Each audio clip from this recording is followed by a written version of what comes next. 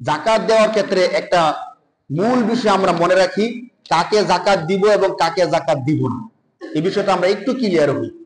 কারণ আমরা অনেক সময় হয় কি, আমার টাকা জাকাত আসছে, জাকাত বিষয় যেহেতু ফরজ বিধান, নামাজের জন্য যেমন অজু শর্ত, যদি অজু না করে নামাজের সূরা কেরাত সবকিছু ঠিকঠাক করছে এবং যোগ্য নিয়মের পিছনে নামাজ পড়ছে, তার নামাজ হবে ভাই? হবে না। কিন্তু যত কিছুই করে অজু না করলে, কারণ এটা একটা আল্লাহর ফরজ বিধান, আল্লাহ যেভাবে বলছে ঠিক সেভাবেই করতে হবে। ঠিক নামাজ যেমন ফরজ, জাকাতও কি ফরজ। এই ফরজ বিধানটা আল্লাহ যেভাবে বলছেন ঠিক সেভাবেই করতে হবে। কোন কোন সম্পদের জাকাত আছে, শরীয়ত যে সম্পদের উপর বলছে ওই সম্পদের জাকাত দিতে হবে, এবং কাকে জাকাত দেওয়া যাবে কাকে জাকাত দেওয়া যাবে না সেটাও শরীয়ত বলে দিচ্ছে। এবং তাদেরকে জাকাত দিতে হবে, তাদেরকে ছাড়া অন্য কাউকে যদি জাকাত দেয় তাহলে জাকাত আদায় হবে না। আমার মন চাইলে কাউকে জাকাত দিতে মন চাইলে জাকাত দিয়ে দিলাম, জাকাত আদায় হবে না। আর কয়েকটা বিষয় আপনাদেরকে বলি। আমার সম্পদ আছে কতটুকু আমি হিসাব করলাম না, ফ্ল্যাট, জায়গা, জমিন, ব্যবসা বাণিজ্য, ব্যাংক, ইন্স্যুরেন্স সবকিছু মিলিয়ে আমার কত টাকা আমি হিসাব না করে একটা আনুমানিক হিসাব ধরে 20,000 টাকা জাকাত দিয়ে দিলাম। অনেক আমার কাছে যে তথ্য আছে তথ্য অনুযায়ী অধিকাংশ মানুষ নাকি এমন করে যে সব সম্পদ হিসাব না করে প্রতি বছর সে একটা আনুমানিক টাকার উপর জাকাত দিয়ে দেয়। এই আনুমানিক টাকার উপর জাকাত দিলে জাকাত হবে না, কারণ আপনার সম্পদ কত, জাকাত আসছে কত আপনি জানেন না। জাকাতের ক্ষেত্রে একটা শর্ত হলো, যত টাকা আমার সম্পত্তি আমার মালিকানা আছে ওই টাকার জাকাতটা আমাকে আলাদা করতে হবে।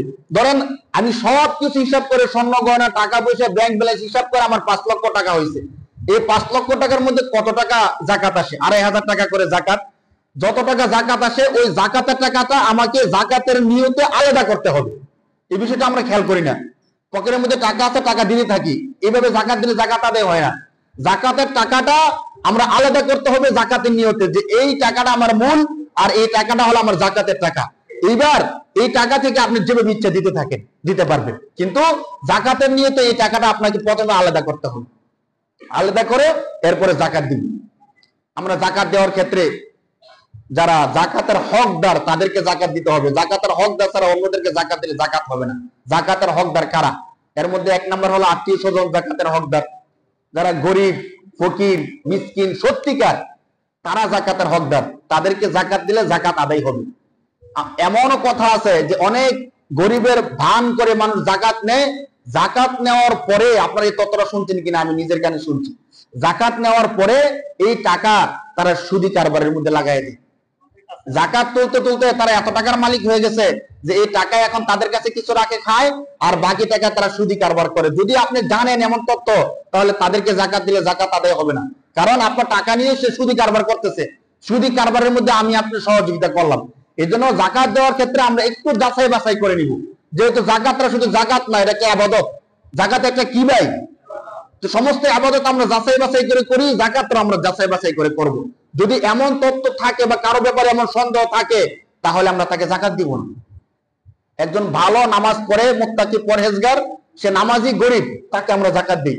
আমাদের আত্মীয় স্বজন অনেক আছে গরিব, তাদেরকে আমরা জাকাত দিই, সব বেশি হবে।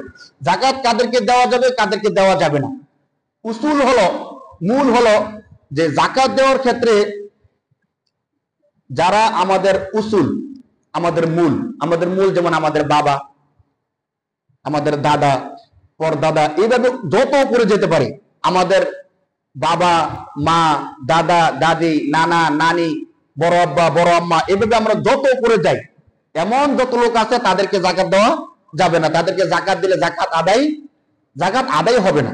তাদেরকে আমরা অন্য কিছু দিতে পারি, আমার টাকা বেশি থাকলে উপহার দিতে পারি, হাদিয়া দিতে পারি, অন্য কোনো ভাবে দেব, কিন্তু জাকাতের টাকা তাদেরকে আমরা দিব না।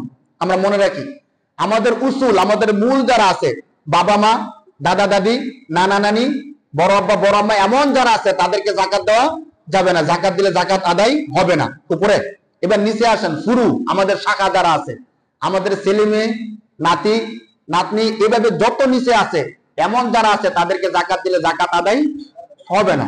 আমরা তাদেরকে জাকাত দিব না। জাকাত দেওয়ার ক্ষেত্রে শুধু এতটুকু বিষয় আমরা খেয়াল রাখি, তাদেরকে জাকাত দিলে জাকাত আদায় হবে না। যারা অমুসলিম, কাফের, তাদেরকে যদি কেউ জাকাত দেয় তাহলে তার জাকাত আদায় হবে না, আমরা খেয়াল রাখি। তাহলে আমাদের উপরে যারা আছে তাদেরকে জাকাত দিলে জাকাত আদায় হবে না, বাবা, দাদা, নিচে যারা আছে ছেলে সন্তান নাতি তাদেরকে জাকাত দিলে জাকাত আদায় হবে না। যারা কাফের আছে অমুসলিম তাদেরকে জাকাত দিলে জাকাত আদায় হবে না। 3 নাম্বার, যারা নেশাব পরিমাণ মালের মালিক জাকাত খাওয়ার যোগ্য না তাদেরকে জাকাত দিলে জাকাত আদায় হবে না। 4 নাম্বার, মসজিদ নির্মাণ কাজে, মাদ্রাসা নির্মাণ কাজে, পুল কালভার্ট ব্রিজ হাসপাতাল ইত্যাদি নির্মাণ কাজে কেউ যদি জাকাতের টাকা দেয় তাহলে তার জাকাত আদায় হবে না। মৃত ব্যক্তির কাফন দাফনের টাকা খরচের জন্য যদি কেউ জাকাতের টাকা দেয় তাহলে তাদের জাকাত আদায় হবে না। আমরা এই বিষয়গুলো থেকে খেয়াল করি, শুধু এই বিষয়গুলো খেয়াল করে যাকে আমরা জাকাত দিব, জাকাত দেওয়ার সময় একটু খেয়াল রাখি যে আমি কাকে জাকাত দিতেছি, কিভাবে জাকাত দিতেছি।